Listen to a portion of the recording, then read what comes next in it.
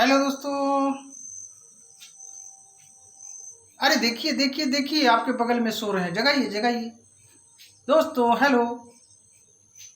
अरे देखिए बगल में सो रहे हैं, जगाइए उनको। मुस्कुराइए। हेलो दोस्तों। अरे मुस्कुराइए यार। हेलो दोस्तों, मुस्कुराइए। देखिए अभी डीजे बज रही है, हारमोनियम बज रही है, ढोलक ताल बज रही है। चलिए चलिए देखने चलिए। हेलो दोस्तों। हाँ तो दोस्तों जग गए। चलिए, मैं सुरेंद्र कुमार कुर्रे, छत्तीसगढ़। आज वीडियो का शीर्षक है प्राधीन सपने हूँ सुख नाही।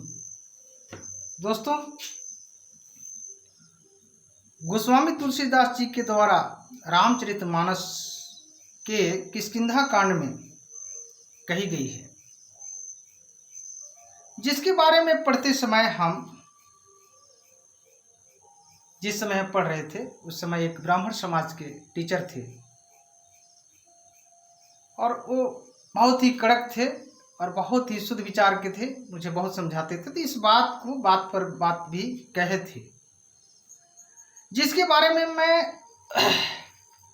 काफी दिनों से हमारे दिमाग में यह सवाल बनकर घूम रहा था कि आखिर प्राधीन सपने हूँ सुख नाही, यह शब्द कहाँ से आया, हमारे गुरुजी ने कहाँ से बोले थे।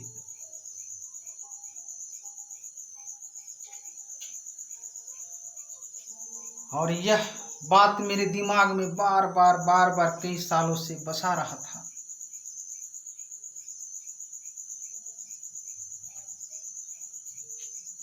और जब बचपन से अपने ऊपर और समाज में हो रहे अन्याय अत्याचार शोषण को देखने के बाद तो मुझे इस तलाश करने की मन में जिज्ञासा जगी। तो आज मुझे पता चला कि गोस्वामी तुलसीदास जी ने कितनी अच्छी बात कही है। जो व्यक्ति दूसरों के अधीन रहता है वह सपना में भी सुख नहीं प्राप्त कर सकता है। यदि हम इसे अपने तरफ से कहें तो इसका मतलब होता है कि हम लोग जब तक एक दूसरे के अधीन रहेंगे तब तक समझिए गुलामी के जंजीर में बंधे हुए हैं।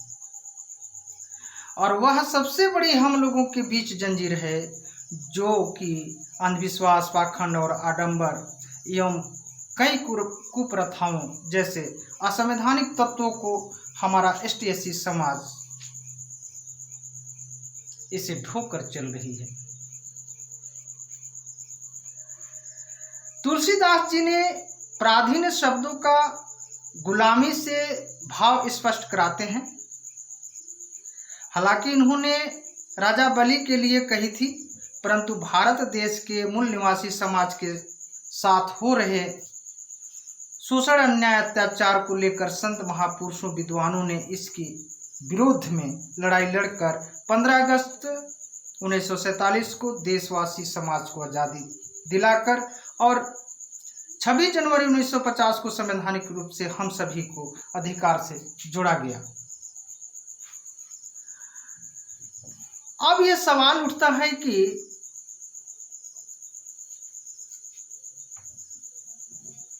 सवाल नंबर 1 है, शोषण, अन्याय, अत्याचार जैसे संस्कृति भारत में कब आई और गोस्वामी तुलसीदास जी ने रामचरितमानस रामायण में कब लिखी। दूसरा सवाल है, समानता, भाईचारा, सभी मानव में एक समान एक साथ जीवन जीने की वह न्यायिक मूल तत्व जैसे अस्तित्व में भारत में कब थी।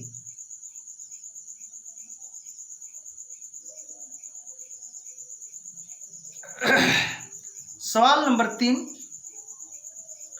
हम लोग यानी एसटी-एससी ओबीसी समाज के लोग तथाकथित हिंदू धर्म को मानने वाले इस धर्म ग्रंथों में तुलसीदास जी के द्वारा कही गई इस बात को क्या हम लोग प्रतिपालन कर रहे हैं?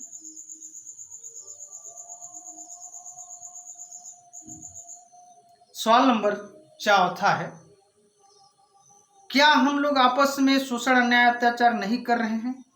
दोस्तों, हम समाज से बड़ा नहीं है, परंतु समाज में हम दाग बनकर जीना नहीं चाहते हैं। और बाकी आप लोग क्या समझते हैं, अब आप लोग के ऊपर है। कोई भी इंसान अकेला जीवन नहीं जीता है, ना ही जिया जा सकता है, परंतु हमारा खोज और चाहत सही है या गलत है, यह बहुत बड़ी मायने रखती है। इसलिए हमारे संत महापुरुषों, विद्वानों ने शिक्षित, संगठित और संघर्ष की जिक्र की है। या कहना चाहिए कि हम लोगों के लिए यानी ST SC OBC समाज के लिए यह मूल मंत्र है। और हम भक्त नहीं बल्कि अनुयायी बनने की कोशिश कर रहा हूं, क्योंकि बाबा साहब अम्बेडकर जी ने देश के समस्त मानव समाज के बच्चों, महिलाओं व पिछड़े समाज की दुर्दशा को देखकर स्वयं की बहुत सारी डिग्रियां और काबिलियत होने के बावजूद भी स्वयं के लिए जिंदगी नहीं जिए थे। बाबा साहब अगर चाहते तो विदेश में भी अच्छी नौकरी करके ऐशो आराम की दुनिया में जीवन जी सकते थे और इनके विरोधियों के भांति अपनी बीवी बच्चों को भी ऐशो आराम की दुनिया में रख सकते थे। बल्कि इन्होंने समाज के लिए अपने 4 बच्चों को भी कुर्बान कर दिए। बाबा साहब की बलिदान और कुर्बान के बदौलत मुझे ऐसा नहीं लगता था कि आज हम लोगों को भी किसी बच्चे या पत्नी की कुर्बान करनी पड़ सकती थी। लेकिन फिर भी आज समाज में बहुत सारी बच्चियां, महिलाएं शोषण के साथ साथ बेमौत मारी जा रही हैं। ये बहुत बड़ी दुख की बात है। सबसे बड़ी दुख की बात है दोस्तों कि हमारा समाज ST SC OBC समाज पढ़े लिखे और जानकार होने के बावजूद भी गुलामी की जंजीरों से मुक्त नहीं हो पा रही है। मिला जुला कर चलने के कारण ही आज समाज में कमजोर और अच्छे इंसान बेमौत मारे जा रहे हैं और शोषण किए जा रहे हैं।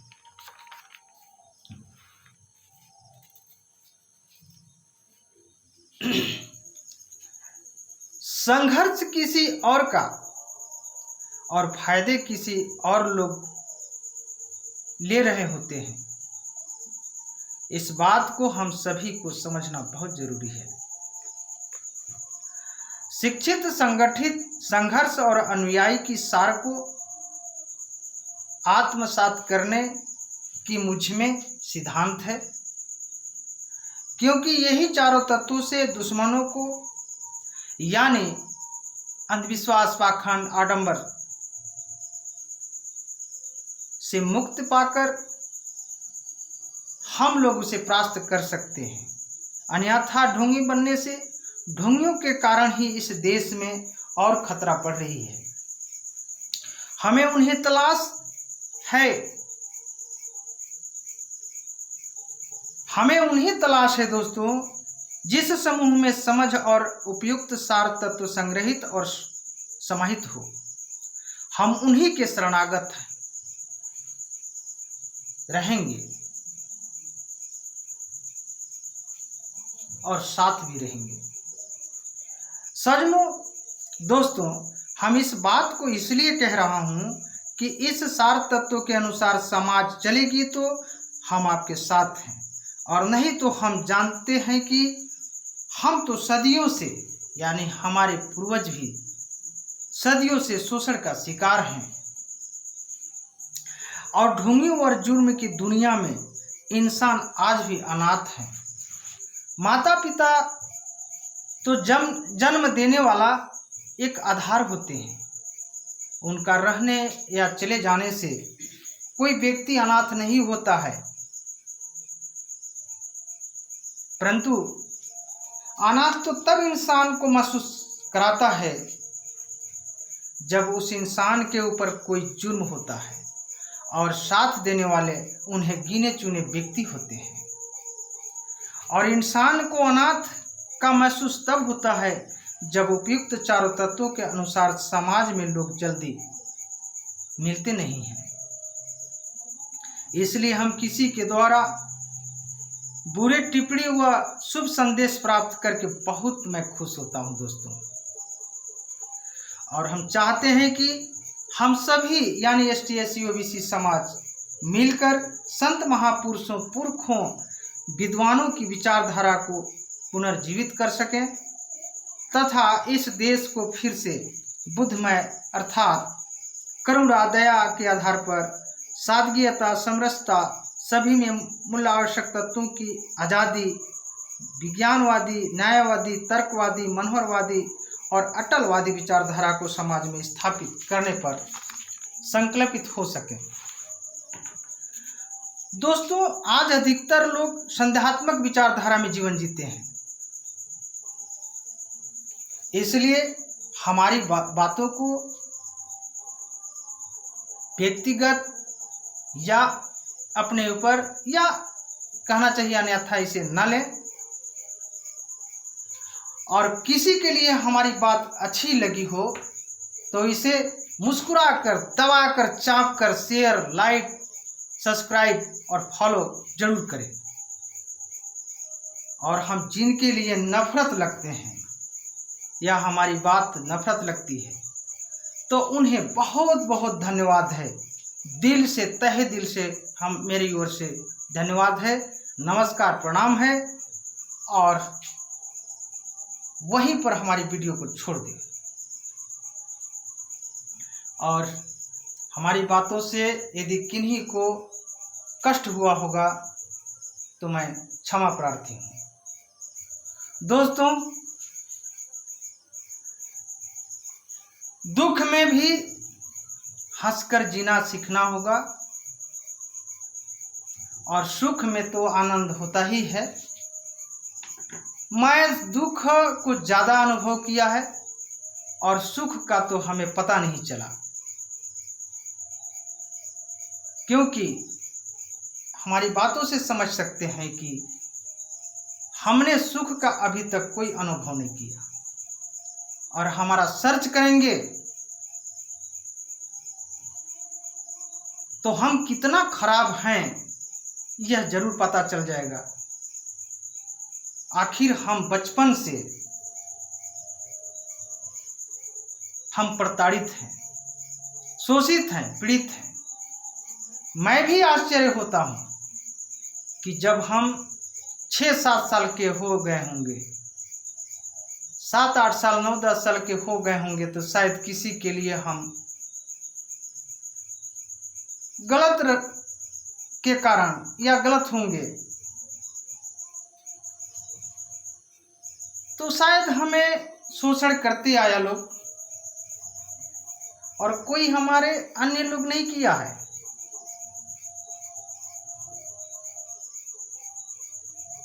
हमारी अपने खून में आज तक शोषण हो रही है।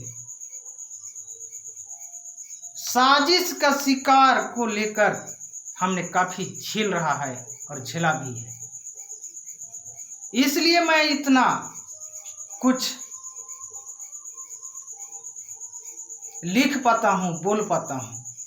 हम कोई ज्ञानी और विद्वान नहीं हैं। हमारी बातों से कुछ लोगों को कष्ट होती होगी, लेकिन हमारी बातों को जिस दिन आप लोग समझ पाएंगे उस दिन हमारी बात बहुत अच्छी लगेगी। और नहीं तो अंधभक्तों को जैसे अच्छी बात कहने पर बुरा लगता है और हमारे बाबा साहब संत महापुरुषों की संविधान को गालियां देते हैं, ST/SC OBC समाज को मुर्दाबाद की नारा लगाते हैं, ठीक वैसी मानसिकता वाले व्यक्ति हमारी बात को नहीं समझने के बाद उन्हें जरूर बुरा लगेगा। हम किसी का विरोधी नहीं हैं। दोस्तों, आज की वीडियो का यहीं तक अंत करता हूँ। सभी को नमन, वंदन, बच्चों को दुलार प्यार। जय भीम, जय मानव समाज।